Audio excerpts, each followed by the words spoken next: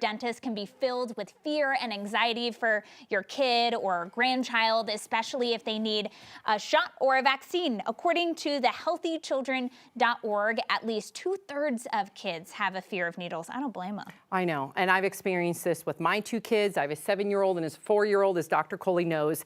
And because of the fear and just the anxiety in general, when you go and visit a doctor, many parents unfortunately put off checkups because they dread how their child might act.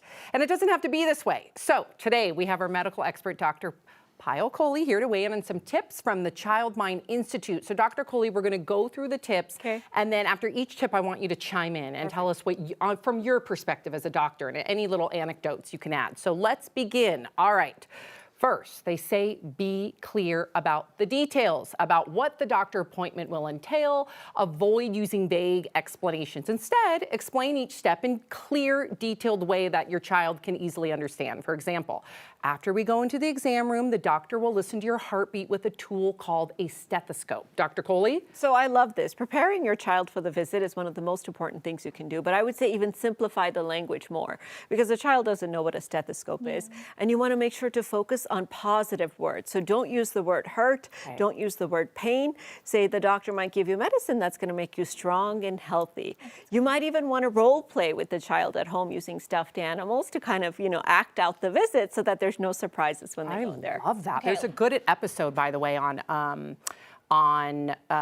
Daniel Tiger. They do a whole thing on Daniel Tiger, so that's a good one too. Oh, good. All right, we got another tip. So don't lie when it comes to shots. According to the Children's National Health System, being straightforward would help build trust and ensure that your child won't feel betrayed or blindsided if things don't go as planned, which only increases anxiety for the next time. What do you think? Yes, also very much in agreement with this. And what I like to tell my patients is give the child some control. So have them choose which arm the shot is going to go into, right? Have them choose the Band-Aid that goes on afterwards and tie it into some kind of reward. So yes, it's going to be uncomfortable. There might be pain, but afterwards, we go for ice cream, or get a toy, or whatever. I love it. And that is a tip coming up. Look at Dr. Kohli. She knows exactly what to do. We didn't show her before. No, we did not. 2 more tips. Validate their feelings so they do not feel alone. And finally, to Dr. Kohli's point, bring distractions like toys or set up a fun reward afterwards. Grab an ice cream like Dr. Kohli said, or head to the park, do something that they love to do,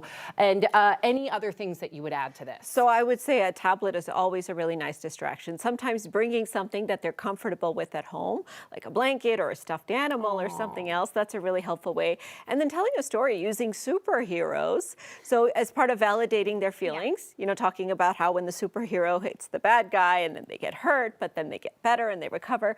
So just really explaining to them what happens afterwards, and then talking about it the next day and kind of checking in on them and making sure that they don't have lingering feelings or anxiety or anything else that's left over. And something that was told to me too, because when I had my first child, I was much more anxious. My second child was like, okay, we're going to the doctor.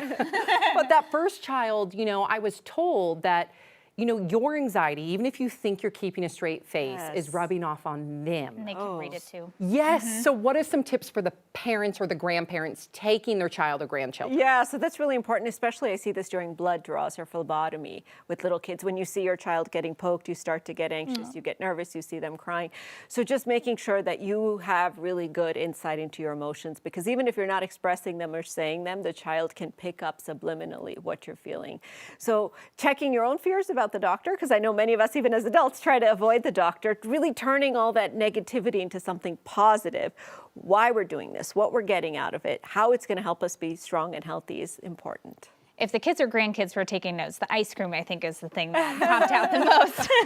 That would get me excited. So for my nephew, he got a Nintendo Switch game out of it. Upgrade the games. Forget about ice cream. Let's go Nintendo. Dr. Kohli, don't tell that to my kids. My goodness, thank you so much, Dr. Kohli.